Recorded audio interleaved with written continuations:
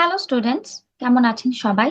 চলেন আপনাদেরকে IELTS listening এর কিছু গুরুত্বপূর্ণ তথ্য এবং ইনস্ট্রাকশনস দেই। প্রথমতই, যখন আপনারা পরীক্ষার হলে বসবেন, যতক্ষণ না পর্যন্ত আপনাকে কোয়েশ্চেন পেপারটি খুলতে বলবে, আপনি কোয়েশ্চেন পেপারটি খুলবেন না। উপরের পেজে যে ইনস্ট্রাকশনস গুলো দেয়া থাকবে, ওই ইনস্ট্রাকশনস গুলো ফলো করবেন। Write the answers in capital letters. আমি সবসময় সাজেস্ট করি স্টুডেন্টসদেরকে ক্যাপিটাল লেটারে আনসার গুলো লিখতে। জানি যদিও আপনি বাক্যের মাঝখানের কোনো ফিল ইন দ্য গ্যাপস ছোট হাতে লিখেন, তাহলে সেখানে আপনার কোনো মার্কস কাটবে না। কিন্তু অনেক সময় প্রপার নাউন, কমন নাউন এরকম অনেক জিনিসে পরীক্ষার হলে বসে আমরা ভুলে যাই।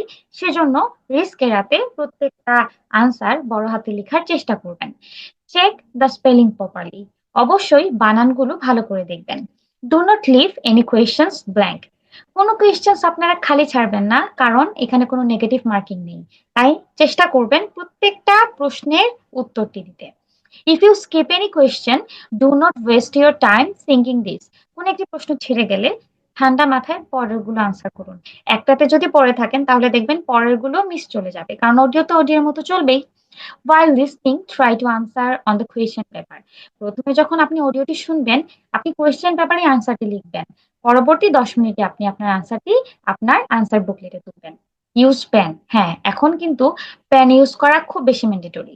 Try to keep your answer sheets neat and clean. চেষ্টা করবেন আনসার শিটটি নিট এবং ক্লিন রাখার।